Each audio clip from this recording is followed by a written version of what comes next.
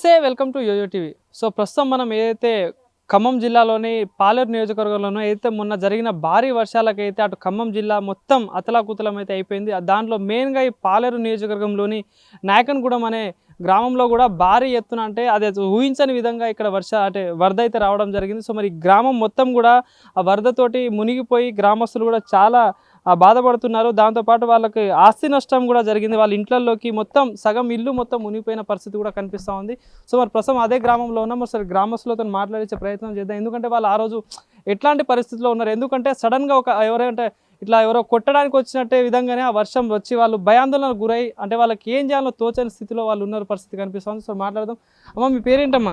రేష్మ గారు. సో ఏంది ఆ రోజు మీకు ఎట్లా అంటే ఎంతవరకు వచ్చినాయి నీళ్ళు, ఎట్లుండే అసలు పరిస్థితి? మేము పండుకొని లేచేటప్పుడు చిన్న పిల్లగాడు లేపిండు, ఇవాళ పనుకున్న అబ్బాయి లేపి చూసేటప్పుడు మాకు మొత్తం అట్లా ఆల్రెడీ వచ్చేసాయి నీళ్ళు. దెబ్బ లేచి పిల్లగాళ్ళని ఎత్తుకొని వచ్చేటప్పుడు ఈడికి వచ్చినాయి నీళ్ళు. అప్పటికే 5 అయింది. 5 గంటలకే వచ్చేటప్పుడు పిల్లగాళ్ళని తీసుకొని బయటకు వెళ్ళినాం. ఆడికి ఇంట్లో పోయినాయి కూడా, ఇంట్లోకి వెళ్ళేసినాయి. మొత్తం ఆగం అయిపోయినాయి. కూలర్, ఫ్రిడ్జి, బీరువా మొత్తం బియ్యం కానీ మొత్తం ఆగం అయిపోయింది. మొత్తం కొట్టిపోయి అలానే కొట్టుకుని ఆడుతున్నాయి అన్ని. ఇక ఏం లేవు అసలు. ఒక్క జత బట్టలు మించి పిల్లగాళ్ళని తీసుకొని బయటకు వచ్చేసాం.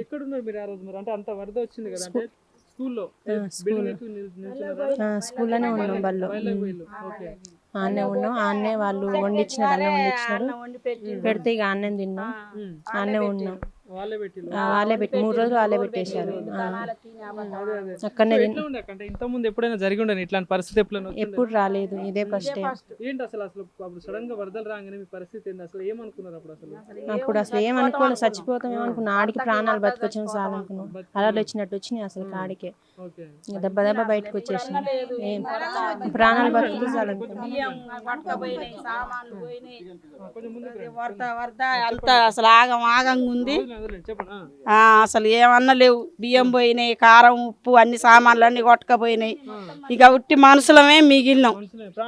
ప్రాణాలు అయితే బతికినాయి. 5 వరద రాగానే అందరం వెళ్ళిపోయి ఆడ బల్లెకి ఆ సార్ వచ్చిండు, సెక్రటరీ గారు వచ్చి రాండమ్మా ఉండొకరు చచ్చిపోతారంటే ఇక పోయి అల్లకి పోయినాం. వాళ్ళు బీచ్ మగిట్టాలు అందరూ అన్నం వండి పెట్టిర్రు, తిన్నాం. ఒక రోజు ఉప్మా చేసిర్రు, తిన్నాం. ఇక అల్లనే పడినాం అన్నారు. ఇళ్ళకు రాకురమ్మా, ఇల్లులు కూలుతాయి, నానిపోయినాయి అంటే అల్లనే పడినాం. ఇక్కడ నుంచి ఇప్పుడు మీరు వచ్చిన మూల దనక మునిగిపోయినాయి ఇండ్లు.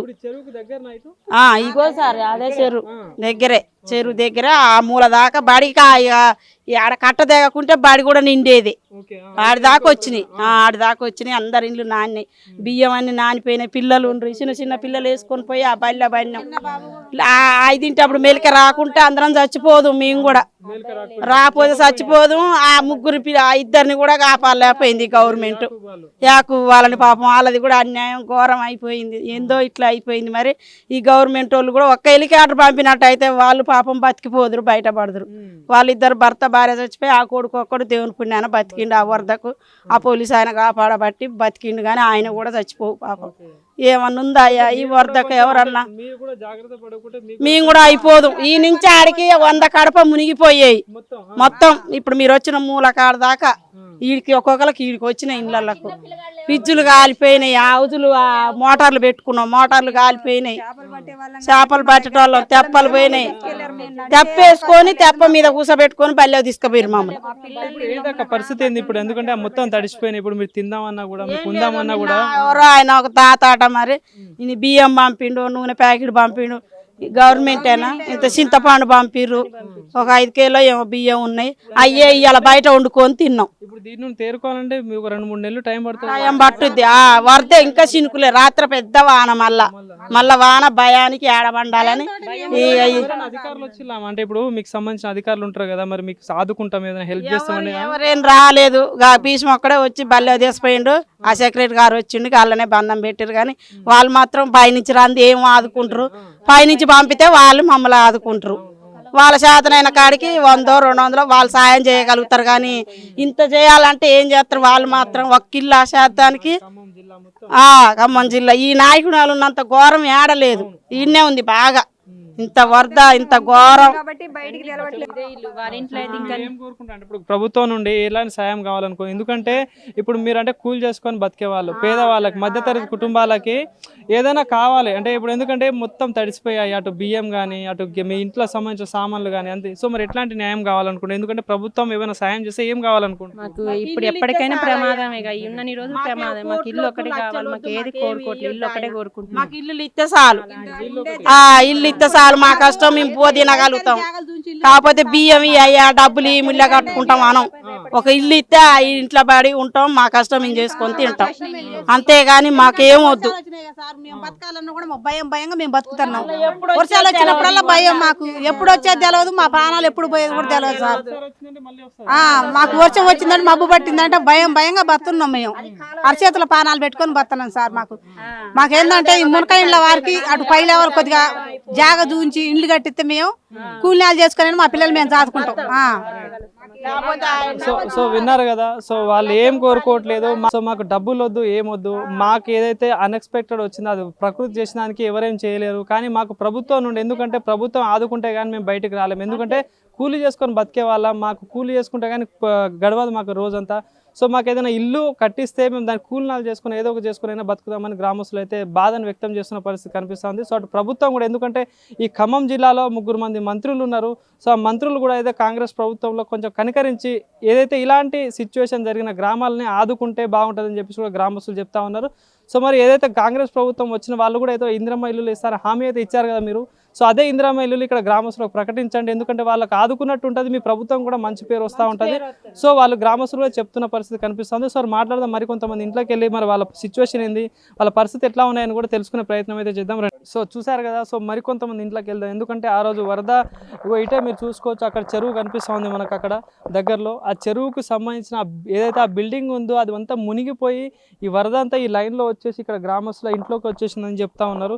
సో మరి ఎందుకంటే ఇట్లాంటి సిచ్యువేషన్లో ఎవరు ఊహించరు, అంటే ఆ టైంలో ఏం చేయాలి, ప్రాణాలు ఒకటే కాపాడుకోగలం, ఆ ఇల్లు పోయినా ఏం పోయినా మా ప్రాణాలు ఉంటే ఎట్లా అట్లా బతికేస్తామని చెప్పేసి భయాందోళనకు గురై వాళ్ళు సురక్షితమైన ప్లేస్కి వెళ్ళి వాళ్ళు ప్రాణాలు అయితే కాపాడుకున్నారు వాళ్ళ గ్రామస్తులు. సో మరి ఇక్కడ ఇంట్లో కూడా దగ్గర ఈ బావి నిండిపోయి గోడ వరకు నీళ్ళు వచ్చేసి ఇదంతా సగం ఇల్లు నిండిపోయిందని చెప్పేసి అంటూ ఉన్నారు ఇక్కడ ఇంట్లో సంబంధించిన వాళ్ళు.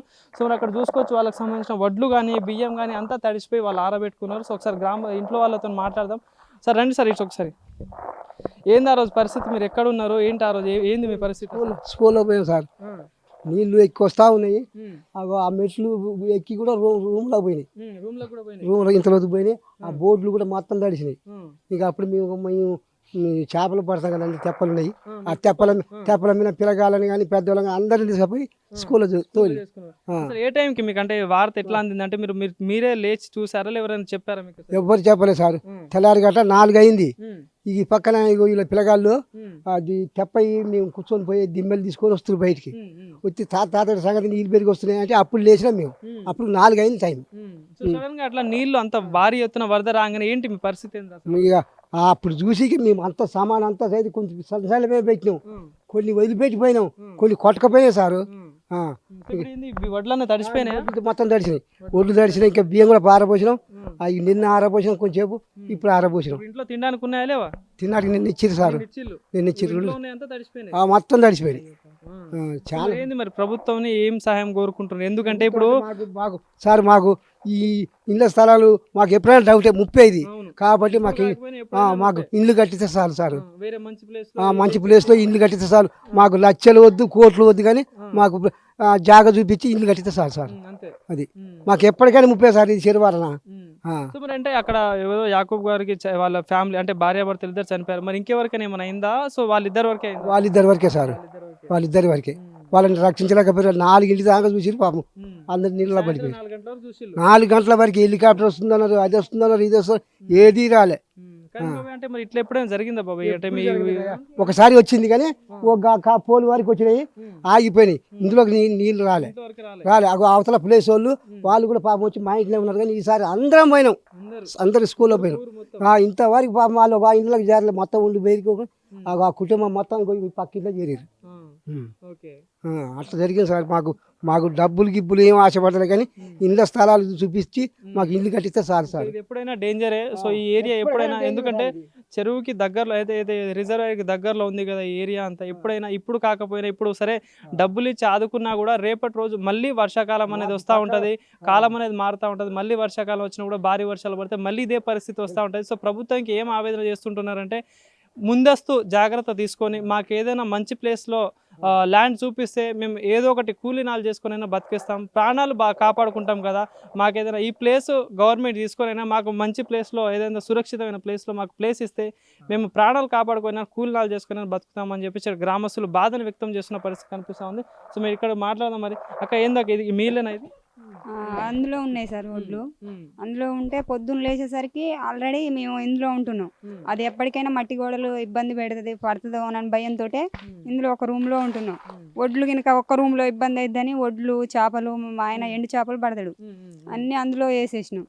అందులో వేసేసి ఇక మేము ఇందులో పండుకున్నాం. పొద్దున్న లేచేసరికి అందులో చూసేసరికి నీళ్ళు పోయినాయి. మేము తినడానికి కానీ ఒడ్లు కొనుక్కుంటే అవి మొత్తం మొలకలు వచ్చేసినాయి.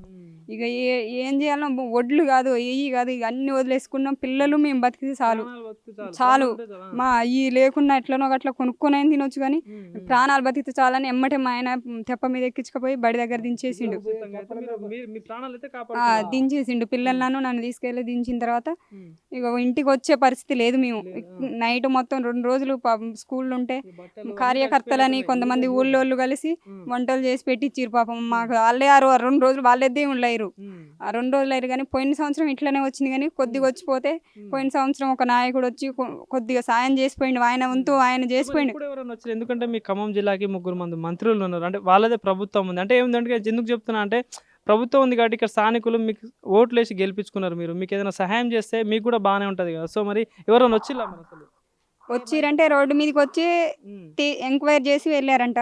కానీ పంపించారు నిన్ననైతే కొన్ని బియ్యం, చింతపండు, కారం, నూనె ప్యాకెట్, ఉప్పు, పప్పు అన్ని అవి కొన్ని పంపించిరు. అవి అయితే మాకు అందినాయి. ఇక మరి వాళ్ళైతే వచ్చిన రాకుండా అవి అయితే పంపించిరు. రోడ్డు మీదకి వచ్చి ఎంక్వైరీ చేసి పోయారంట. సో మరి ఎట్లాంటి న్యాయం కోరుకుంటాం? ఎందుకంటే ఇప్పుడు ఇంత నష్టం అయితే జరిగింది, ఆస్తి నష్టం జరిగింది, మీ వస్తువులు నష్టమైనాయి, ప్రాణాలు ఒకటే మిగిలినాయి. సో మరి ఎట్లాంటి న్యాయం జరిగితే బాగుంటుంది? మీ ఊరు వాళ్ళందరికీ కూడా ఏం చేస్తే బాగుంటుంది అంటారు? మరి ఇది పోయిన సంవత్సరం ఒకటైంది, ఈ సంవత్సరం ఒకటైంది. పోయిన సంవత్సరం కొద్దిగా వస్తే మేమేం అంత భయపడలే, మాకు భయం ఆందోళన కూడా జరగలే. ఈసారి ఇంత ముప్పు వచ్చేసరికి మరి మా ప్రాణాలు దక్కుతాయా? మరి ఎనీ టైం మా మగోళ్ళు చేపలు పట్ట వేరే ఊళ్ళు చేపలు పట్టపోతారు. ఈసారి అంటే మగోళ్ళు ఇంట్లో ఉండరు, మా వాళ్ళు చేపలు పట్ట వేరే ఊళ్ళు వెళ్తా ఉండరు, కూలి చేసుకుంటే బతికేది. టైంకు మగోళ్ళు ఉండకుంటుంటే మా పరిస్థితి ఏంది? ఇప్పుడు వాళ్ళకి హెలికాప్టర్ రాక వాళ్ళ ప్రాణాలు పోయినాయి. ఒక్కరిద్దరినైతే కాపాడగలుగుతారు. ఇప్పుడు దగ్గర 100 ఇండ్లు ఉన్నాయి. ఇక్కడ 100 ఇండ్లని ఎవరు కాపాడగలుగుతారు? మగోళ్ళు అయితే వేరే ఊళ్ళు చేపలు పట్టబోతారు, హైదరాబాద్ అని, కోటిపల్లి అని అట్లా చేపలు పట్టబోతారు. మనకు ఆ టైంకు సిచ్యువేషన్కి మా మగోళ్ళు మా ఇంట్లో లేకుండా మాత్రం మా ప్రాణాలు దక్కవు. మరి ఆ ప్రభుత్వం ఒక పూనుకొని మాకు కొంచెం ఇల్లు ప్లేస్ చూపించి మాకు 2 గదులు, మాకు ఇంత ఇల్లు ఉన్నాయి, మాకు ఇంత ఇవ్వాల్సిన అవసరం లేదు. 2 గదులు మా బతుకు జీవనం మటుకు 2 గదులు కట్టిస్తే మాకు చాలు. మాకు ఎక్కువ బిల్డింగులు మాకు అవి కట్టియమని కూడా మేము ప్రభుత్వాన్ని అనట్లే. మాకు కొంచెం ఒక కుంట ప్లేస్ చూపించి అందులో ఒక 2 గదులు కట్టించినా మాకు చాలు. మేము అది పెట్టుకొని బతుకుతాం. ఎందుకంటే మా మొగోళ్ళు ఎప్పుడు ఎనీ టైం ఇంట్లోనైతే ఉండరు, చేపలు పట్ట వేరే ఊరు పోయి బతుకుతారు. ఇక్కడ ఎప్పుడు ఎనీ టైం మన చెరువులు అయితే పడవు, వేరే ఊరు వెళ్ళి బతుకుతాం. మరి అదొక్కటి ప్రభుత్వం మాకు చేస్తే, మాకు బియ్యం ఇవ్వకుండా, మాకు డబ్బులు ఇవ్వకుండా, మాకు ఏం చేయకుండా మాకు వద్దు. మేము ఒక 5-6 నెలల్లో కోలుకొని మళ్ళీ మేము తిరిగి కొనుక్కోగలుగుతాం సరుకులు. కానీ ఇండ్లు కట్టుకునేంత స్తోమత అయితే మా దగ్గర భూములు అట్లా లేదు. ఎవ్వరు రెక్కల మీద బతుకులే, చెరువుని నమ్ముకొనే మేము బతుకుతాం. ఆ చెరువు తల్లే ఇట్లా చేసింది మరి మమ్మల్ని. మేము ఇక ఎవరికి చెప్పుకోవాలా? మా గోడైతే మాకు ఇంతవరకు అర్థం కావట్లే. 2 రోజులు 3 రోజులు ఏడ్చి పిల్లల్ని పెట్టుకొని ఇంటికి వచ్చి ఇల్లుని చూసుకొని ఏడ్చినాం కానీ ఏం చేసే పరిస్థితి లేదు.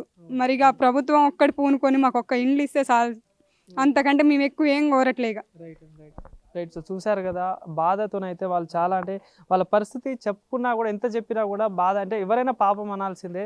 సో మరి ప్రభుత్వానికి మా తరపున కూడా, మా యోయోటీ తరపున కూడా రిక్వెస్ట్ ఏం చేస్తున్నామంటే, వీళ్ళు ఎవరైతే బాధితులు ఎవరైతే ఉన్నారో, ముప్పు ప్రాంతాల్లో ఎవరెవరైతే ఉన్నారో వాళ్ళకి సంబంధించి ఏదైతే ఈ ల్యాండ్ గవర్నమెంట్ ఆధీనంలో తీసుకొని వాళ్ళకు ఎక్కడైనా మంచి ప్లేస్లో ఇల్లు కట్టించి ఇస్తే మేము సంతోషపడతామని కూడా ప్రభుత్వాన్ని వాళ్ళు రిక్వెస్ట్ చేస్తున్న పరిస్థితి కనిపిస్తూ ఉంది.